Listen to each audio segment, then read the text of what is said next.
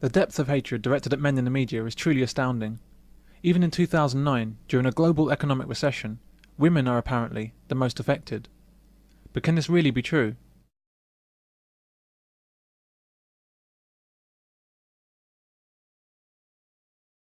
Hello, I'm Mary Honeyball. I'm a British MEP. I'm from London.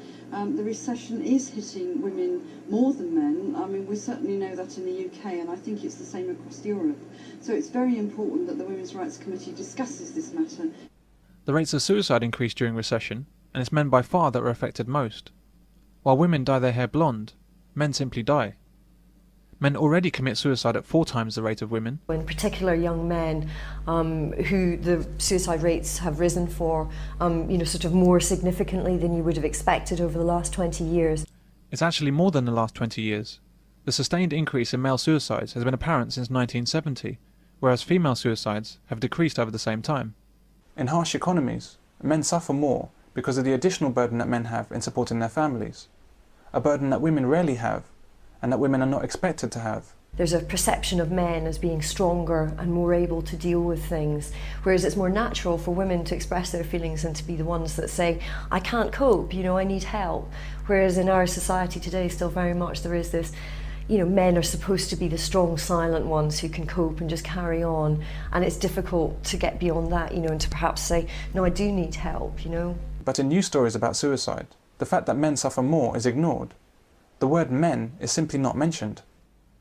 When homelessness is discussed, all kinds of minor statistics may be analysed on the news, but never the most obvious fact that over 90% of the homeless are men. The biggest ever survey into homelessness in Britain, published today, shows as many as a quarter of rough sleepers are over 50. Many of them are parents, but 3/4 of them have no next of kin. You've only got to look at all of our public services that absolutely fall over themselves, with their equalities officers and their ethnic minority officers and all these people. They always seem to put a little line around men, and they, for some reason, are left out of it, and it's perverse.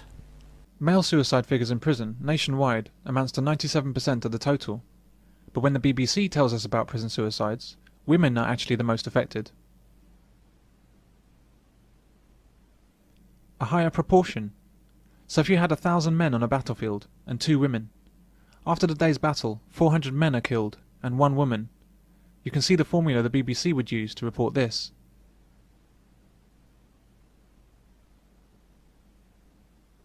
Of the 4,000 police officers that have been killed in the line of duty in the UK, 3,956 of them are men, 44 are women. 99% of deaths are police men, but in the media, police women are given the same prominence as men. Pictures of 2 women and 2 men are shown, as if the figures are somehow even, as if police women are in anything like as much danger as men.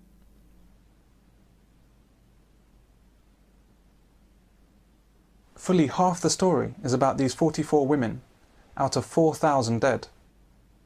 The killings of these police men are hidden behind the word officer.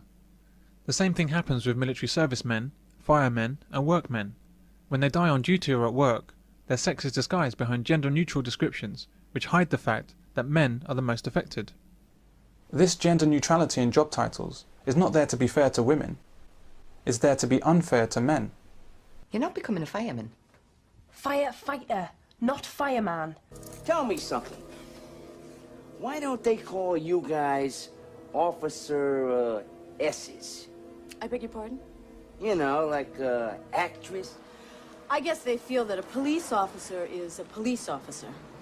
This has to be recognised as one of the triumphs of feminism, the near-complete media suppression of the fact that the overwhelming majority of tragic deaths, in all professions, are male. The author Noam Chomsky examined this phenomenon and described it as a concept of worthy and unworthy victims.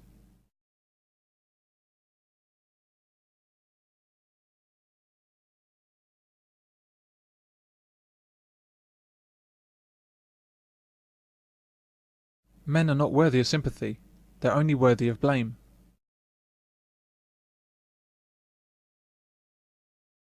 We often hear that women find pornography degrading, and that many women resent being depicted as sex objects by men.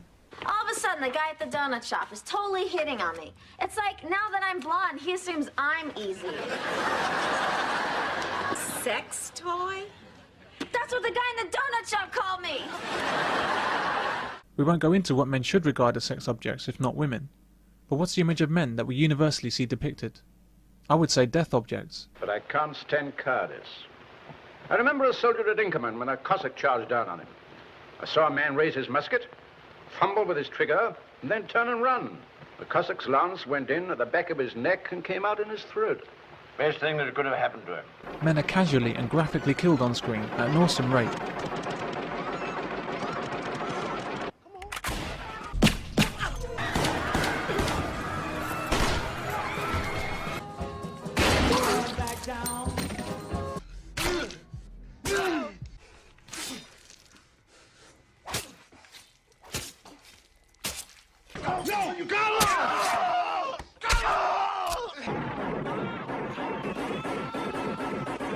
But when women are killed, it's typically off-screen. You were warned, Lorraine. The money goes up to John.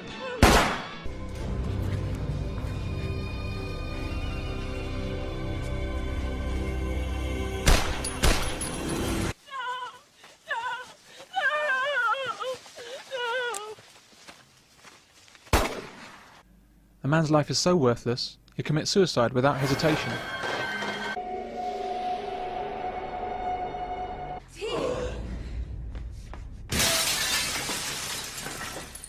Lieutenant Colonel Matthew Andrew Markinson, United States Marine Corps.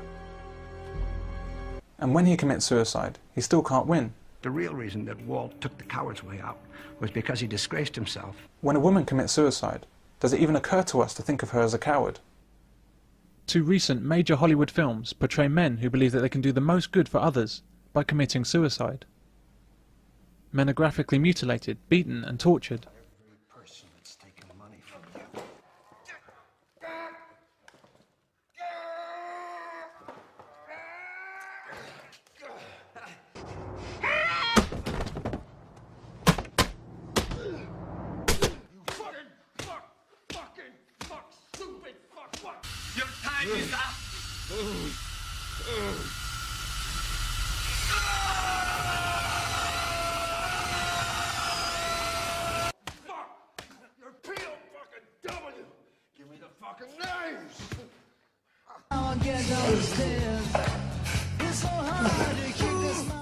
But women are never shown to be tortured, and rarely shown to be injured.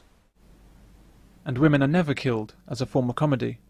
Marvin, what do you make of all this? Man, I don't even have an opinion. Well, you gotta have an opinion. I mean, do you think that God came down from heaven and stopped the Oh, what the fuck's happening? Oh, man, man. Oh, man, I shot Marvin in the face. Why the fuck you do that? Well, I didn't mean to do it. It was an accident. Yeah. Stick around. I'm gonna make this pencil disappear. It's gone.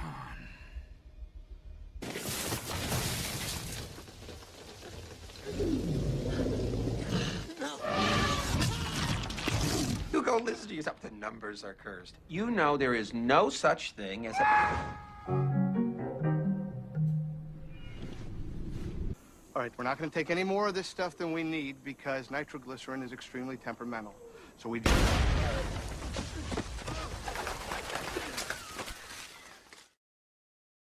In film after film, we see how men are only worthwhile if they're protectors of women and unpaid bodyguards.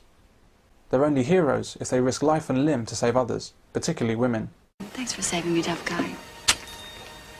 We even have a film that spells out men's worth as clear as day.